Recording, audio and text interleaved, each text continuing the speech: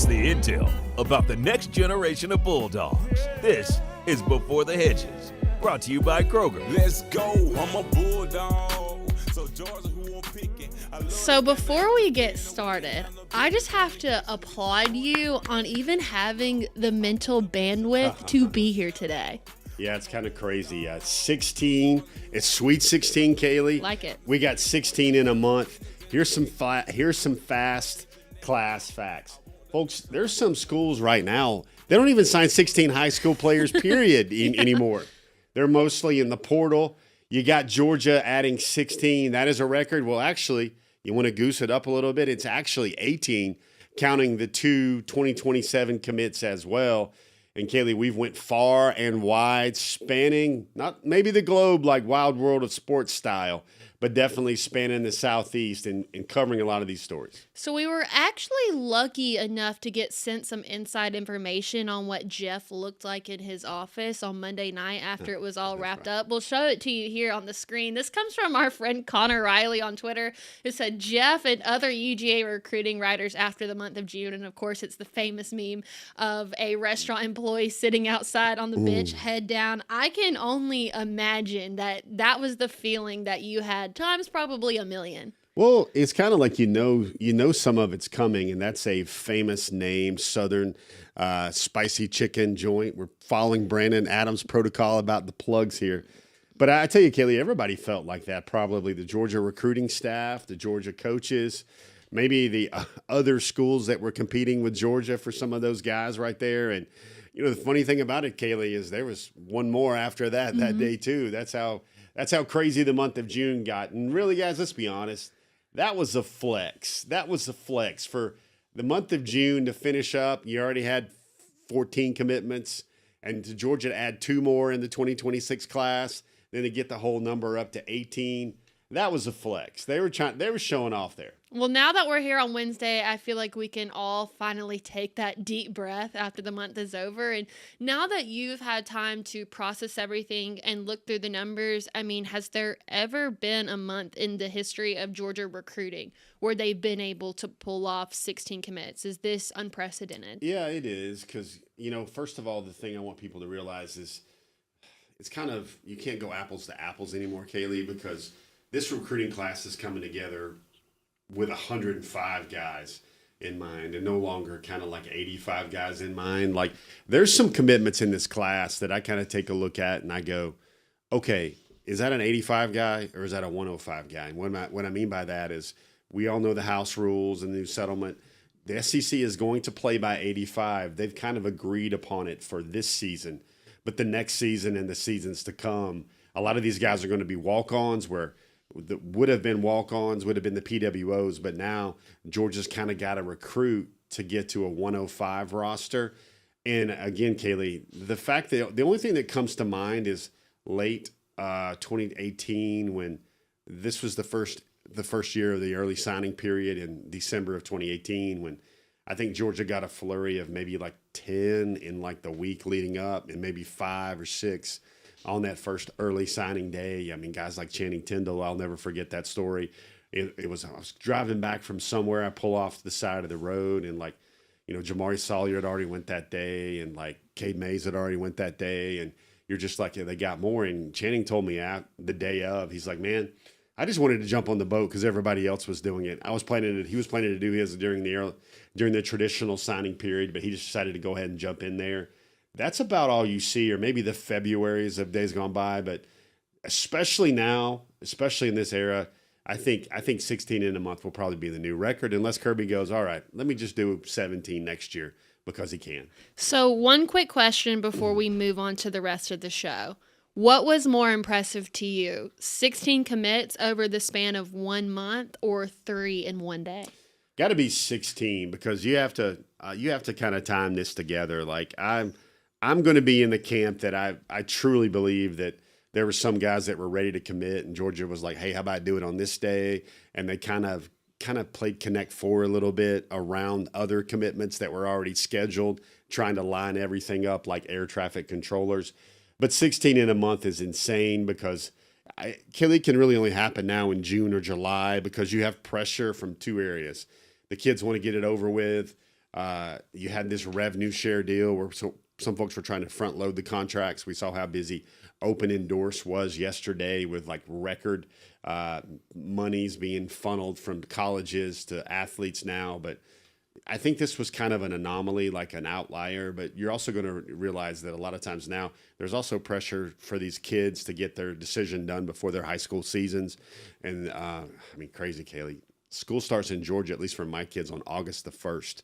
So like, there's not a lot of time if you want to get committed before your first game. So there's a lot of stuff there. I think the Georgia will find a way to elevate itself above this, but for right now, I think this is the new standard in elite recruiting, even for the Dawgs. So looking back on it, it truly can't be overstated what a monster month it was for the Dawgs. So on today's show, we're going to do our absolute best to try to break down what happened over the last month and, more importantly, how did it happen? And then with that, we'll also focus on the 5-star quarterback, Jared Curtis, who not only did you get the chance to catch up with him, but also got to watch him play on OT7. So we'll hear more from Jeff on what that looked like, and we'll hear from Jared Curtis himself. Then just when you think it's done, it's never done. Because June's over, we got to start July all over again. And even though they now have 26 commits in the class, the Dawgs aren't slowing down anytime soon. And then at the end of the show, we'll do our weekly class breakdown where we not only show the offensive and defensive commits, but also talk about who are the top priorities left for the Dawgs. And a lot of names came off the board in the month of June. Yeah. So this is almost a completely revised top targets list, which we will do towards the end of Before the Hedges. Let's start with this. From Durham, North Carolina, when I was there with you, to Fort Lauderdale, Florida, you have been just about everywhere watching the life-changing decisions of these young men. And to kind of put a spin on how we're going to do this today, I thought the best way to break it down was by doing some month of June superlatives. Superlatives. Yeah, I like it. So we'll go ahead and we'll kick it off with the first one, which is going to be the biggest or / most important commitment of June. Who would you award that to? Yeah, so, Kaylee, it's kind of funny. Georgia got so hot during the month of June that it felt cliche to say heater or dog days of summer. So I called it Georgia is hotter than the top of a water tower in Tifton in July. You've been to Tifton, you've been to South Georgia, you know how hot it is. And I think my answer to this question, Kaylee, is basically forget about the rankings, folks, because I think my guy here, it's a guy that I think is ready to play at Georgia. I think he will come in ready to play at Georgia. That's Kamari Brooks when he committed to Georgia. That was back on day 2 of the 7-day streak. Kaylee, we were there, we were live, and there's so many good things about Kamari. Kamari is obviously a 2-time basketball state champion, a football state champion. His great uncle Horace King was one of the first 5 African-American football players at Georgia. He's got another step-grandfather that was on the 1980 national championship team. Looks like his older brother has one of the coolest Outcast shirts we could ever see in it. But just the way Kamari's wired, like, here's what you learned about Kamari. He's literally 6 stoplights away from Butts-Mehre in the House of Pain. And even after he took his official visit to Georgia, he would show up on Saturdays and Sundays when other kids were in town. Like Jared Curtis told me that Kamari showed up, even when it wasn't his official visit, to just hang out with some of those other official visitors. It was really big. But Kaylee, he can play right away. He can set the edge. I mean, they're the benchmarks for how he can play could be anywhere from Chas Chambliss to Azeez Ojulari, maybe even better than Azeez because he's already such a very smart football player. 6'4", 230. He was an impact receiver on the state title team a year ago for North Oconee. We had him at number 1 on the top targets for a reason, and I think that guy was the biggest simply because we're going to see him walking out to the 50-yard line before some big ESPN games at prime time because that guy's a future Georgia captain. I am very confident in saying that there couldn't have been another person for biggest commitment apart from Kamari Brooks, also because of how close he is to the University of Georgia. Came down to Georgia and Alabama. Of course, he goes to North Oconee, which is right outside of Athens. So Georgia had no excuse not to prioritize Kamari in every way possible, considering how much they could visit him and see him and talk to him and let him know that, hey, you're one of the top priorities on our list. This would have been a huge loss if they would have have let Kamari go to Alabama considering how close he is to them. But there is something I want you to elaborate on more, and that's you mentioned that he's not the highest rated commit that Georgia picked up in the month of June. So apart from the ranking, why is he the most plug and play? I think basically, Kaylee, because he's ready to play right away. There's a maturity level. When he's playing edge for Georgia and he has all this wide receiver, tight end background, and also he has the background of being a basketball player. Like, I love the story about Kamari where, we told it on DawgNation where he comes to his teammates on the school bus going to the state championship game, and he's like, you're going to see a different me today. I mean, that's what I said to Kaylee before we were hosting the primetime show today in the Brandon slot. I said, Kaylee, you're going to see a different Jeff today on our air, and while we talk about the Dawgs. And there's so many things about Kamari you like. The fact that he goes to his coach, and his coach is like, hold on, man, I was quite happy, quite enthused and content with the Kamari Brooks we got for the entire junior year. But then he played better than he ever did. He wrecked the game. He busted up a very good Marist football team that was state championship worthy. And the other thing, Kaylee, I got to say this is the ultimate benchmark I have now for great players, and that is, do you make everybody else around you better? Yeah, you can do your thing. Yeah, you can knock back guys. You can reset the line of scrimmage. You can go get the play. But can you make the other guys around you better by the way you work, the way you care for Georgia, the way it matters to you?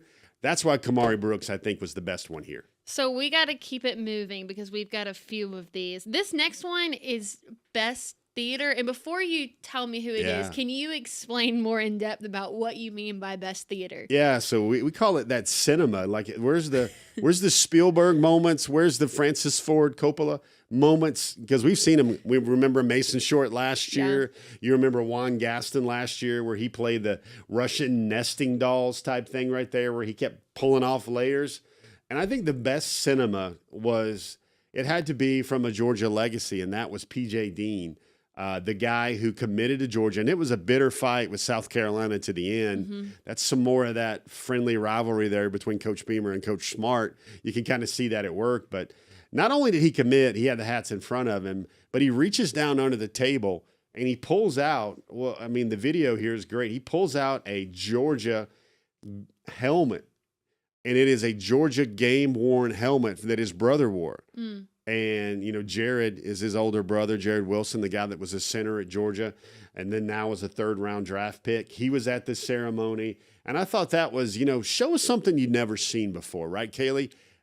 Wow us, enthuse us, and I thought that's what P.J. Dean did right there. So we've talked a lot about how the 16 commits in the month of June made history, but also looking at the history of this class, now that you've got P.J. Dean, who's the brother of Jared Wilson, you also have the brothers Nnamdi and Ekene Ogboko, and then also in the 2026 class, you have Carter Lucky, who's the brother of Lawson Lucky. I mean, has there ever been a time where there's been this much brotherly love in a class? No, I mean, it's kind of like Kirby, with the way he recruits now. They're going to be like, hey, I'm actually recruiting you and your younger brother at the same time. Because the funny thing with all these three names is they were there on their official visits for the older brother, or they were there in all the game action for their older brother coming to Georgia for scrimmages. They know exactly the way the program's wired, the DNA of the program. So this is kind of unprecedented times where you're going to have guys that already know the Georgia way family, know the Georgia system, and they also kind of going to have older brothers saying, hey, man, there be no slack in here, man. You can't let my team down. This next superlative honestly needs no explanation because from the moment that we saw it, we knew that it was going to be really hard to top. That's the best moment, and it comes from Jay Lamar. I mean, we've talked about it on every show we've done since then. Probably emotional, actual tears. You could feel everyone in that room know that this was a young man who this was truly a life-changing decision for him. It was so emotional. I was emotional. You were emotional. I don't know if there's going to be any moment in the future that's ever going to top what we experienced at Colquitt County with Jay Lamar. Kaylee, it's never happened before. I've been to probably 100 of these things, probably 100 more. I'm going to watch it every time it shows up on my timeline. It's not only a young man breaking down and showing real tears at his commitment ceremony, but you got to know the backstory here. And the backstory here is Jay Lamar, Troubled kid. He even admits it. He's told me several times God makes no mistakes, Kaylee. He was messing up his life, destroying his future freshman and sophomore year. He was getting in a lot of fights. He was in school suspension. He was at the alternative school there at Colquitt County, but then he figured it out. I call it the grow up pill moment. The young man swallowed the grow up pill, and he figured out that, hey, I've still got a chance here. And for what he's done in his life, the change of direction in Jay Lamar's life, that just kind of hit him. And again, Kaylee, we could even say this for a lot of other things. Not only did Colquitt County put on a great show for their first really ever commitment ceremony like this, but Jay Lamar came out in all red, and he had Georgia rubber bands everywhere. He's like, I'm not fronting. I'm not hiding anything. He's like, I'm a dog, and I don't care who knows it. That's what I was going to say, too, because, I mean, compared to the last one, the theatrics are great. At this point, we've seen just about anything, but this one was so different in the sense that there was no theatrics to it. He didn't even have at first, he didn't even start picking up the hats. He just stood up and opened it up, and you would think that as the top running back in the state of Georgia, there would be a little bit more that came with it, but it was just strictly raw, real emotion. Wore red and black T-shirt right there. Red and black edible cake. Yeah, you look at it. Look at there. They're all the red and white are right there. The wristbands, the rubber bands he has on his self right there. He's like, he didn't want to hide it. That was kind of a coronation day more than anything, a celebration day that he got to be a dog. And then he talked about something we'll get into later in the show. He's had daily contact with Derek Cooper. Those guys talk every day about life, about ball, about their careers. There seems to be a genuine bond there formed between those two, and you see the family members there.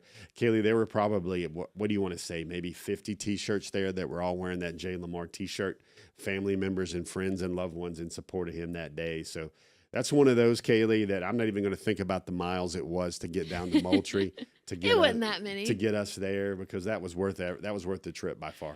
All right, let's talk about the next one, which is the biggest flex. We're going to award this to one of Georgia's newest commits defensive linemen, Preston Carey, who let everyone know that his commitment ceremony on Monday night pulled over 12,000 people. DawgNation couldn't be on the scene for it, but somebody else was able to capture it. And honestly, look at everybody in their suits. Like, he's very well known for always wearing suits to his official visit. So that in itself is enough to get the biggest flex award. Well, first of all, if Preston Carey flexed himself, that might be one of the bigger flexes in the class. But here's how we give it to this. Number one is he said that he's ready to run through a brick wall after he named that. Kaylee, Preston emailed me when he was in the 8th grade, and he was like, basically sent out an email. He was 6'4", 250 at the time, already a big dude. And he was like, what do I got to do to get to Georgia? How do I get noticed by the coaches? And he had his information. He had his highlights. He had the names of his coaches, his character references. This would become the same man. And you know this is a Georgia guy when he goes, you know, kind of how you do anything is how you do everything. This was the guy that shows up at all of his official visits in a tuxedo. Yeah. And he's like, you know, you think about it, Kaylee, it's kind of lost on a lot of young people, but that is a job interview for them with the University of Georgia. He's wearing a tux. Of course, he got it all parlayed into a nice name, image, and likeness deal as well. But the other thing about this I really like, Kaylee, is, you know, Georgia, most people thought Georgia was done after they got P.J. Dean earlier that day. Because Georgia's, as you guys will see on Top Targets, Georgia's defensive line room is very, very full. Florida really wanted this guy. Most people maybe thought Florida was going to take him. And this was a guy that kind of bet on himself. And he's like, you know what? I'm going to be a dog. I'm going to go to where it's the hardest place in the world to play, that it's going to be tough. And that's where the best are. And if I want to be the best, I want to play among the best. He doesn't care that there's going to be 4, 5, 6, 7 other defensive linemen in this class.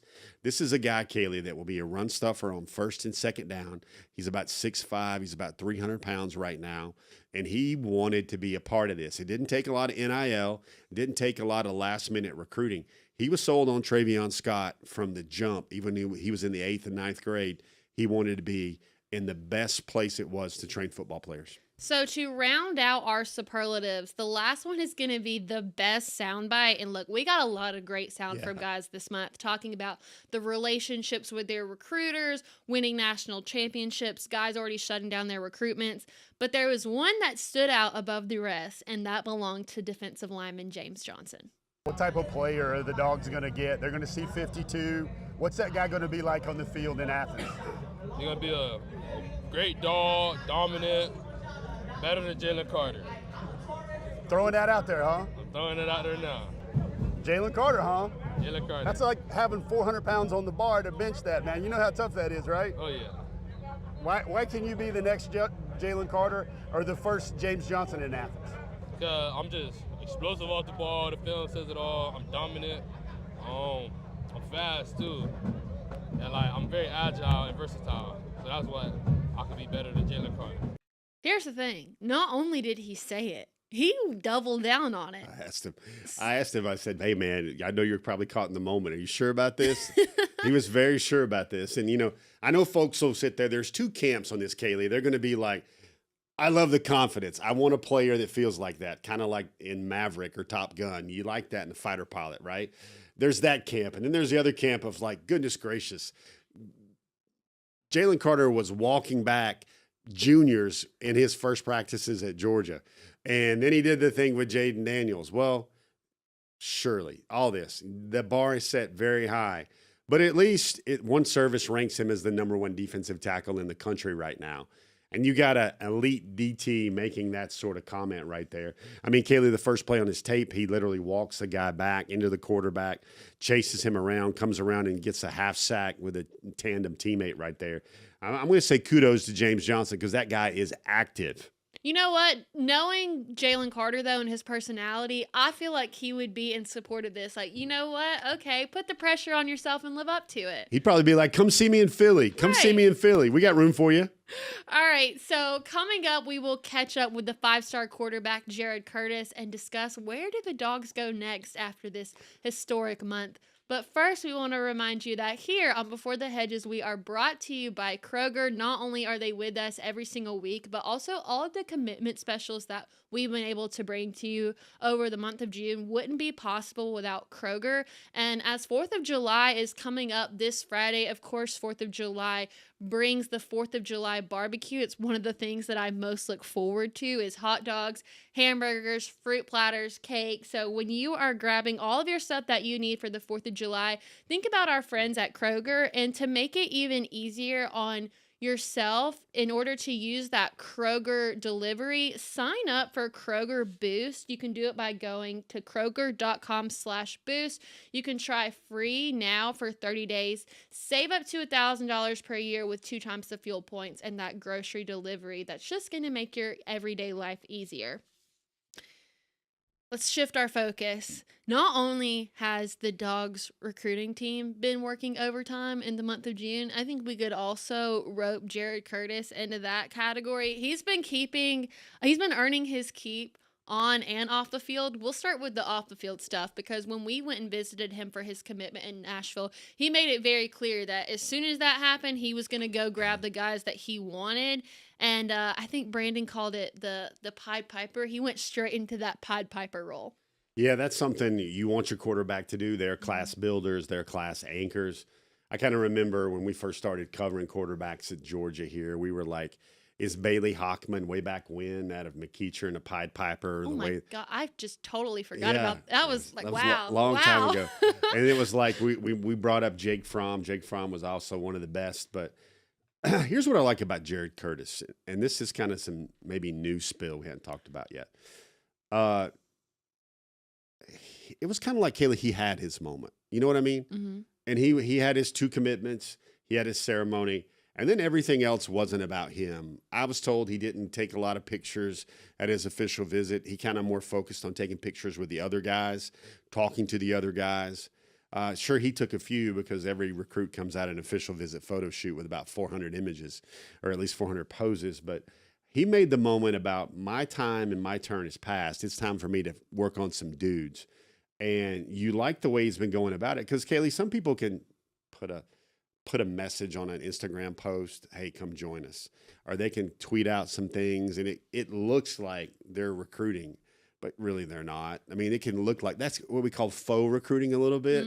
But what Jared has been doing, download text messages with a lot of key personnel in this class, I think that's what's been really impressive. So when we caught up with the 4-star edge Kamari Brooks last Monday, we asked him about the role that he would play as a recruiter in the rest of the 2026 class. And in his answer, he also threw out some names that were responsible for reaching out to him.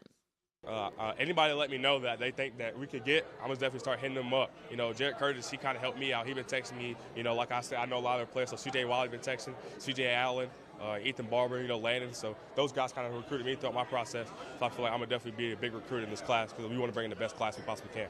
So here's why I love this. I would imagine that as a quarterback, the first people that you would reach out to are skill players. Let me go get a running back. Let me go get some offensive linemen, guys who can catch the ball. I like that he went for a defensive kind of guy. I think what he's doing, Kaylee, is he's finding his mirror guy on the other side of the ball. I call them defensive quarterbacks. That would be a guy like Kamari, even though he plays in the edge. Tyler Atkinson will be another guy. The guys that are going to lead that unit, lead that room, you can just picture it. Future Georgia football practices to come. The defense might be stunting, might be stopping Curtis in the offense, and they're going to be jawing a little bit, saying, "Hey, Jared, you got any plays today? You going to make any first downs? Going to get any tutties on us?" And then when Jared makes a play, he's going to clap back right at him. I mean, that's what he's looking for. He's looking for players that will make him better, players that might make him look bad, because he knows if they're making other Georgia players look bad on the practice field, they're really going to make other SEC opponents look bad in the real game environments. So last weekend, you had the chance to talk to and watch Jared Curtis at the OT7 camp, Right. and we're going to play an interview from him. But before we do that, is there anything in particular that DawgNation should pay attention to? Well, I think he mentions a couple of names that's who he's working on. We actually talked to him, I believe, maybe hours before Malachi Lee made his decision, and that was the guy. We could have a pretty short show, Kaylee. If we discussed everybody Georgia missed in the month of June, it might go like 10 to 12 minutes. But Malachi was one of the misses. But you could see what he was working on. He was working on guys that were going to protect the offense, guys that were going to protect him, guys that were very important big targets to the class. Well, with that, I say we go ahead and catch up with what I'm calling the silent killer of GM, Jared Curtis.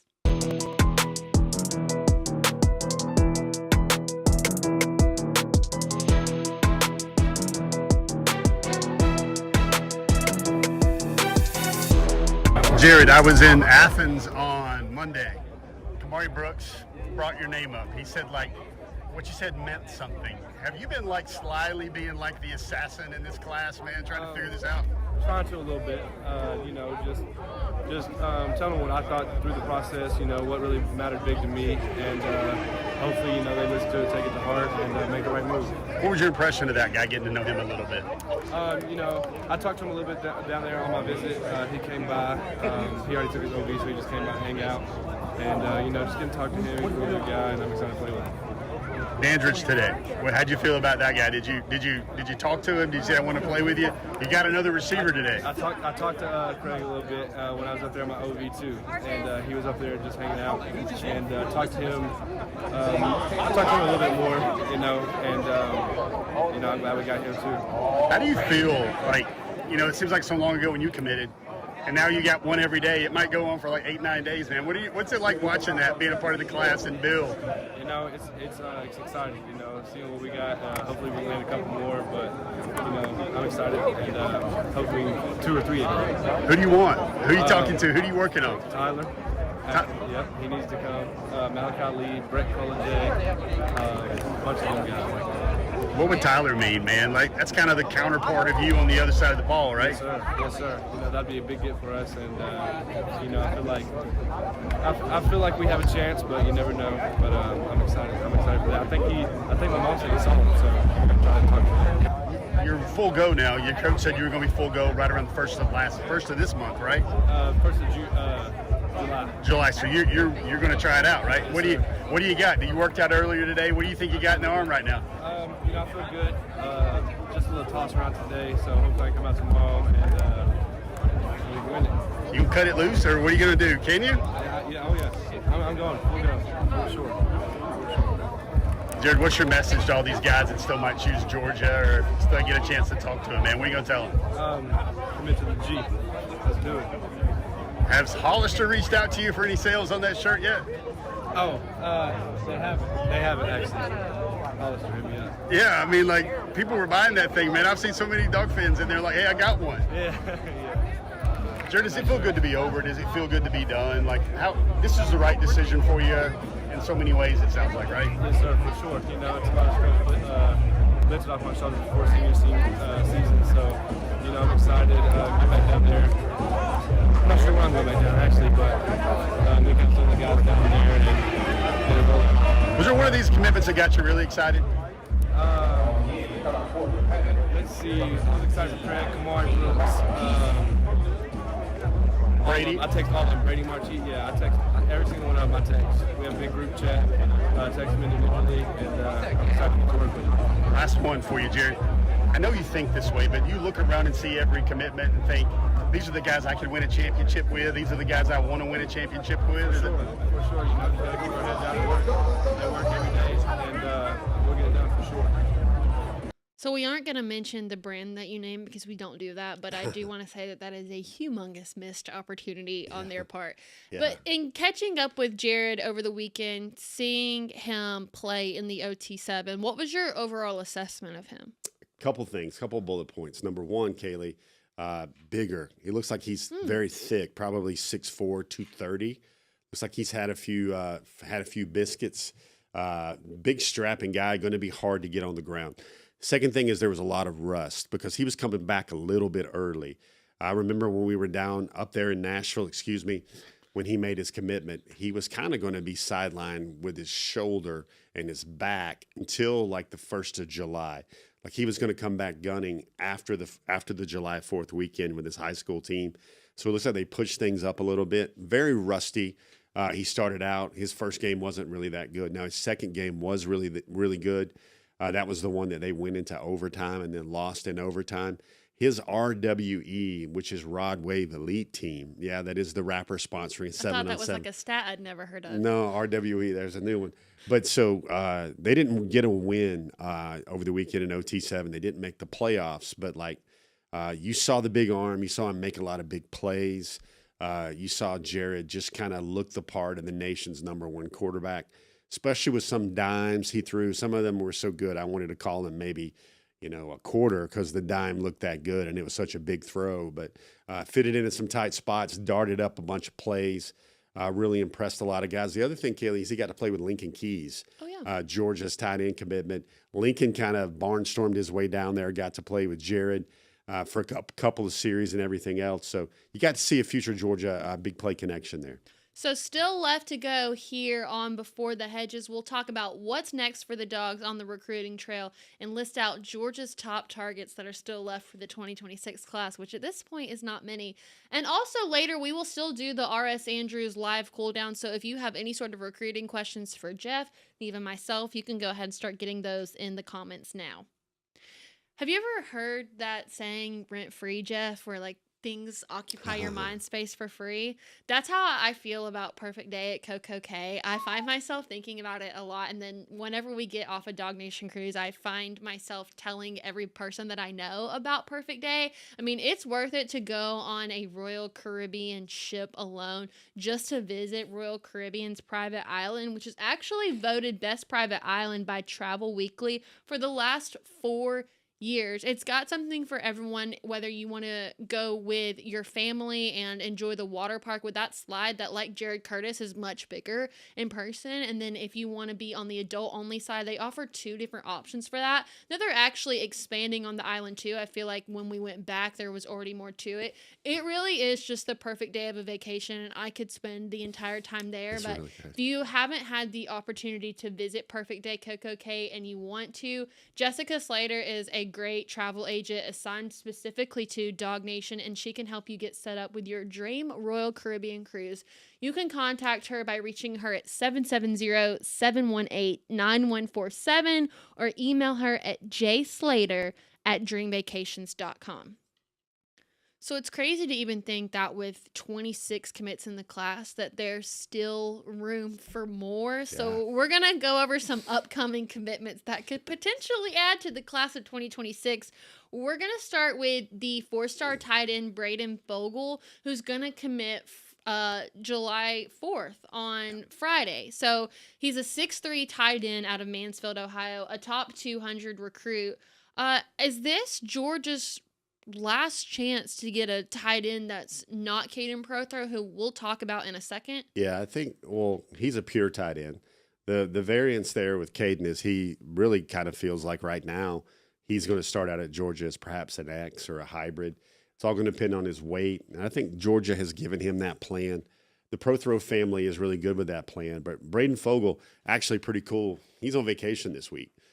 He's going to make his commitment while he's on vacation. I believe he's in Myrtle Beach, South Carolina. And he's from Ohio. That's Big Ten country, not too far from Columbus. But those are the final three. And Kaylee, he fits the profile of what the Dogs want. He's a former basketball player, has camped with Georgia a lot, really athletic, big wingspan, playmaker.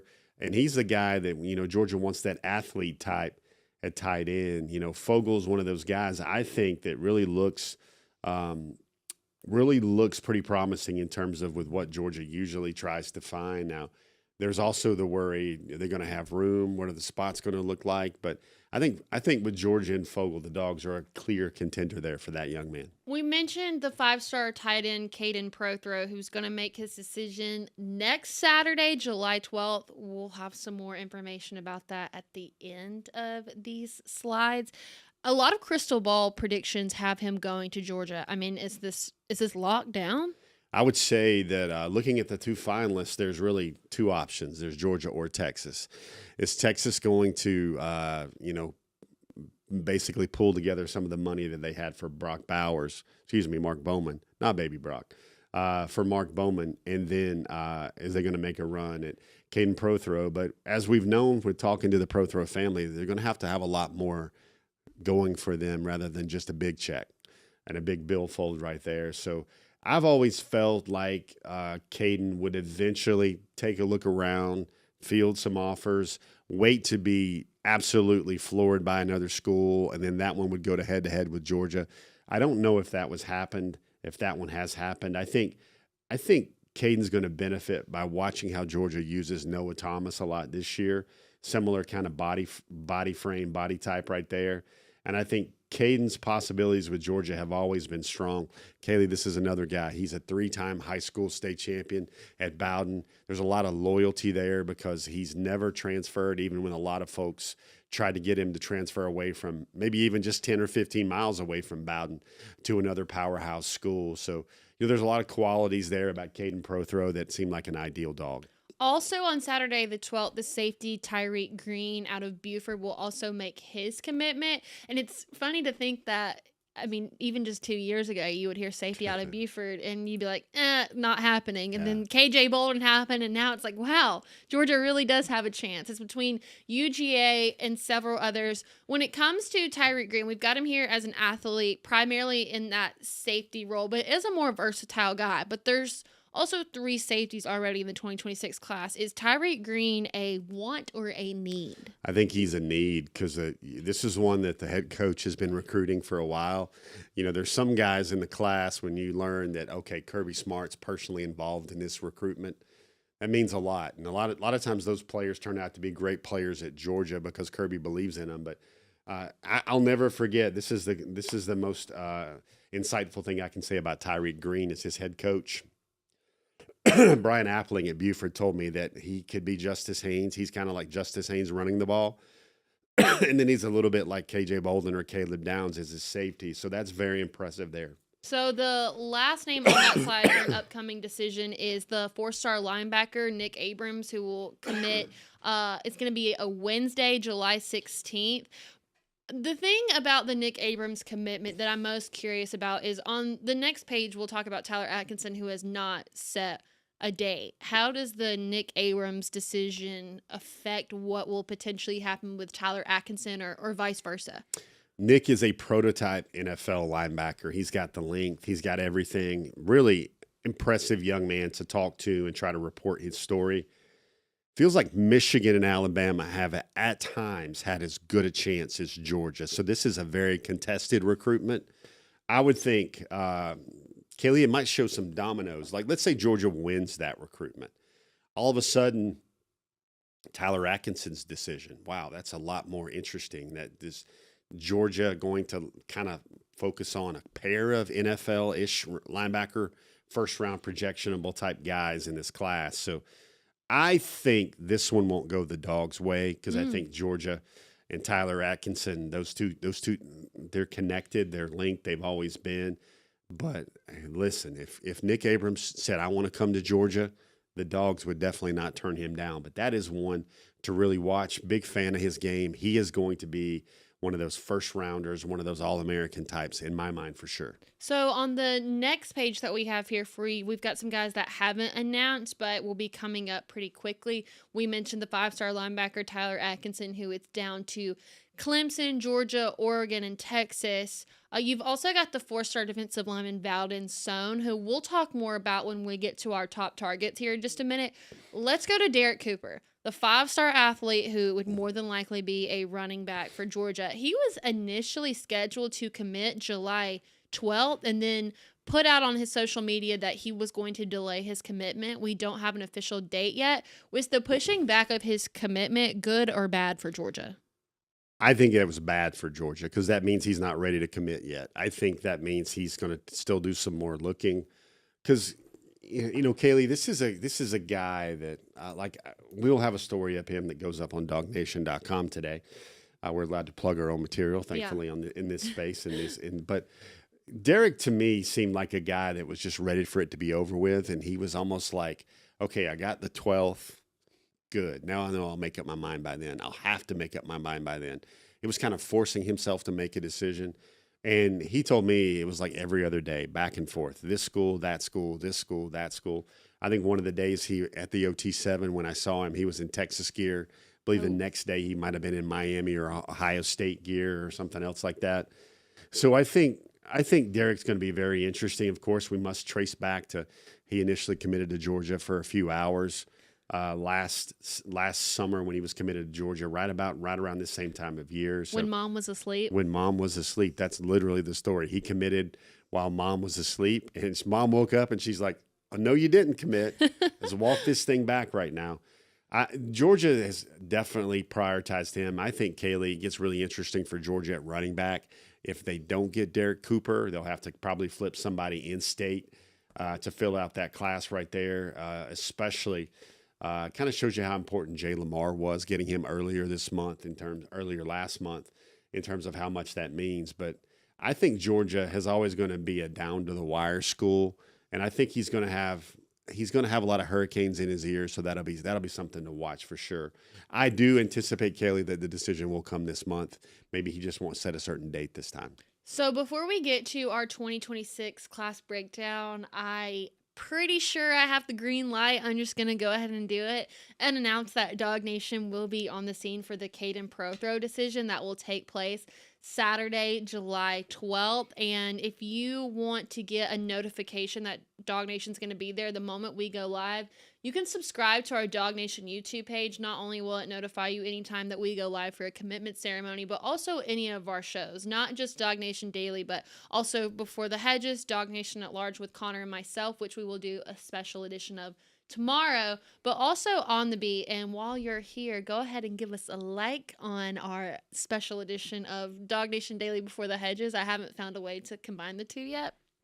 Kaylee, one thing, I'll maybe call an audible right here. I want to call back that slide with the remaining commitments, the TBDs with Cooper, Atkinson, and Valdon Sohn. So here's the thinking, Kaylee. We have to talk as much as possible about Valdon. Valdon is a guy that I feel could be one of the greatest defensive linemen Georgia has signed in the last 4 or 5 years. The fact that Georgia could pair him up with Elijah Griffin in a future defense should be tantalizing to Dawg fans.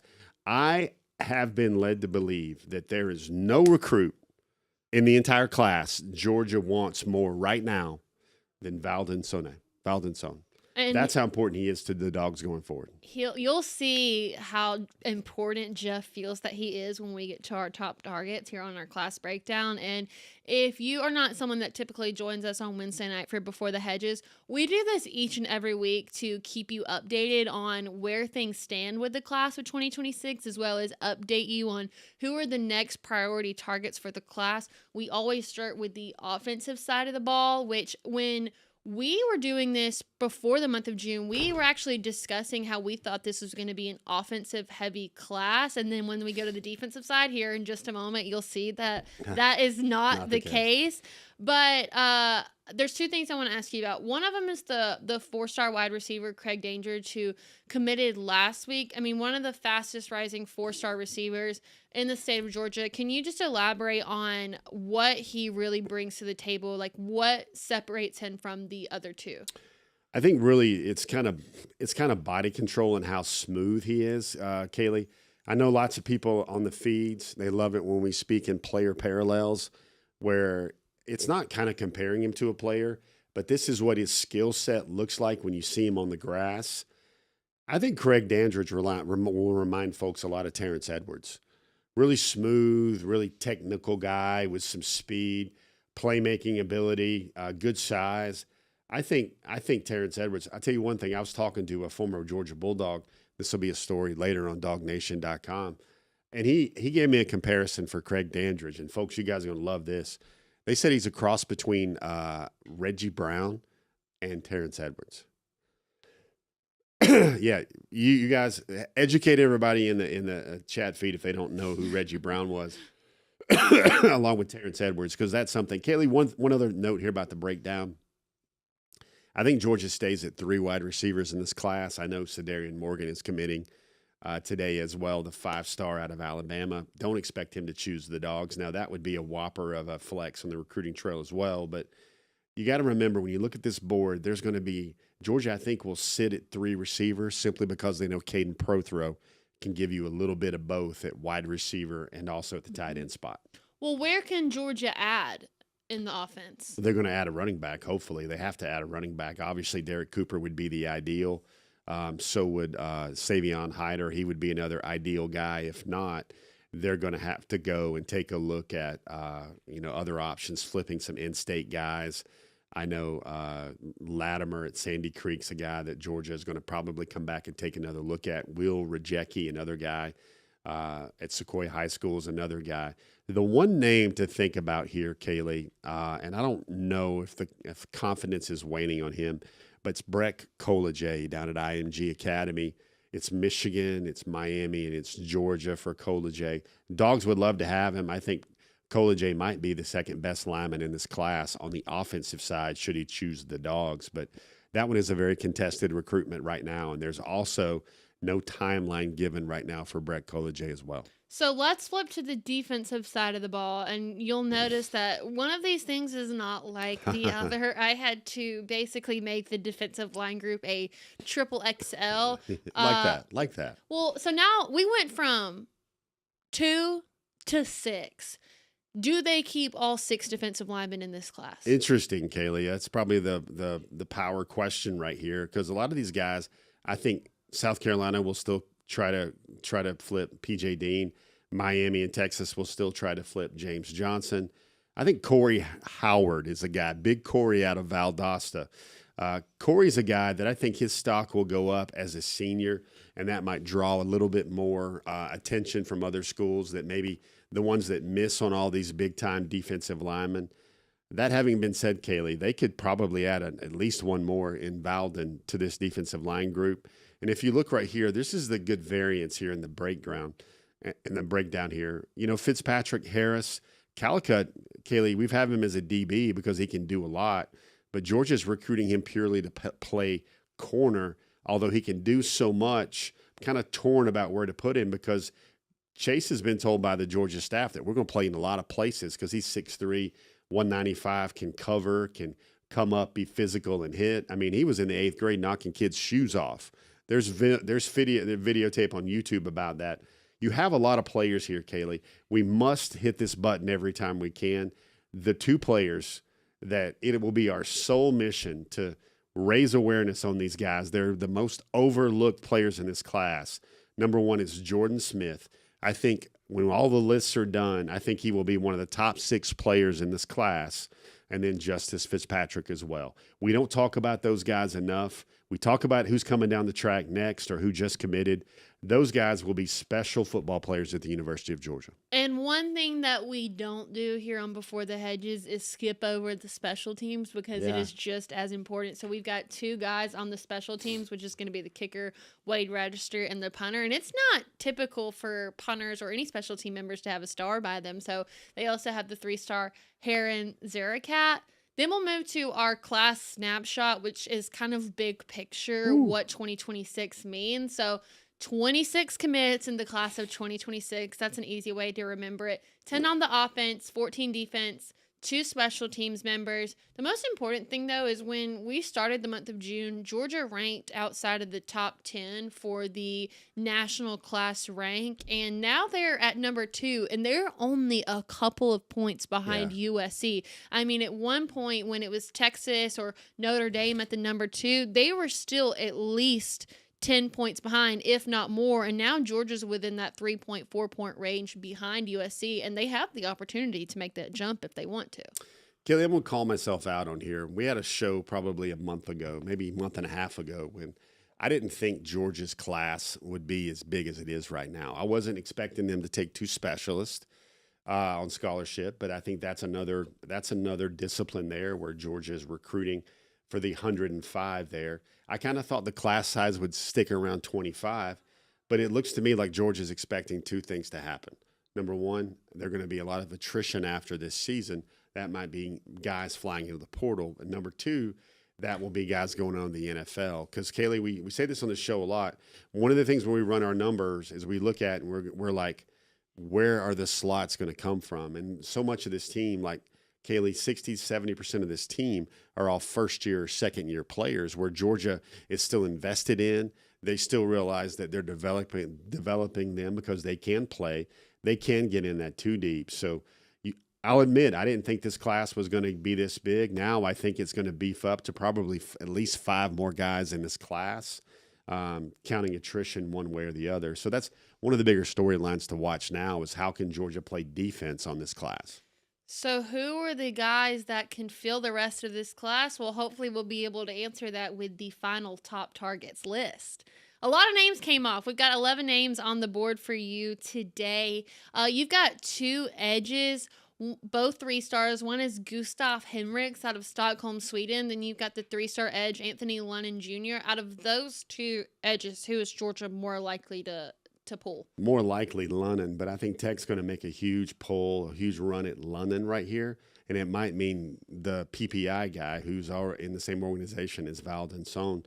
The Dawgs would make a real big run at him because he wowed everybody at their camp. And Kaylee, we must make mention here that this is Kaylee looking through the couch cushions to find enough top targets to fill up this list. There are no just off the list.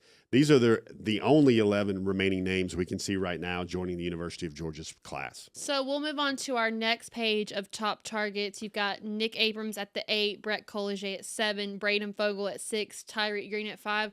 I'm going to put the pressure on. If Georgia can only get 1 guy on this list, who would you want it to be? Wow.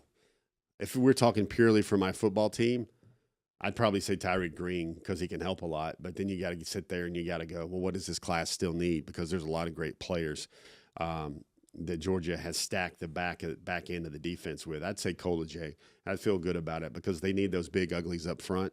And I think that's a piece that if you can only get one of those guys, I think it would be Colliget. But the thing is, Kirby Smart doesn't act like that way at all. I think Kirby Smart's going to get at least 2 or 3 of these names right here. All right, so then we've got our top 4. Kamari Brooks was the number 1 for several weeks.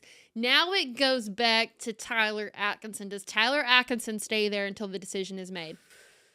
It's really close. Kaylee, you would have gotten mad at me if I would have said 1A and 1B. But I think Valden is that talented, but I also think Tyler Atkinson is going to be a 2-year all-conference and is going to be an All-American, even if he went to Furman or Appalachian State. No offense to fans of those fan base, but I think he can get it done at any school right there. Tyler is a very special football player. He's being recruited by all these schools as a defensive quarterback, one of the best linebackers the state of Georgia has ever seen. Kaylee, I would imagine most people, who would you think if we ran a poll, most wanted remaining member of the class? Do you think most people would pick Atkinson? I think it's a no-brainer.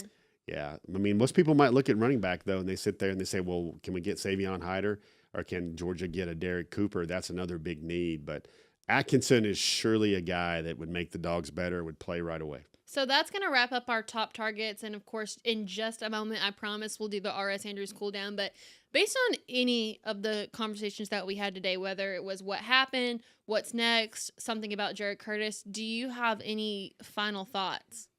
Valden Son is out of Sweden. He's currently in Sweden for a month. He's not practicing with his high school team currently. They call him the big ticket. Expectations are the big ticket will commit sometime in the next week to 10 days, if not earlier. All right. So with that, DawgNation, thank you so much for trusting in myself and Jeff today to take over DawgNation Daily. Also, shout out to Brandon for trusting us enough to do this show. It'll be myself and Connor Riley tomorrow morning, so we will look forward to seeing you then. So Georgia, who won't pick it? I love the family.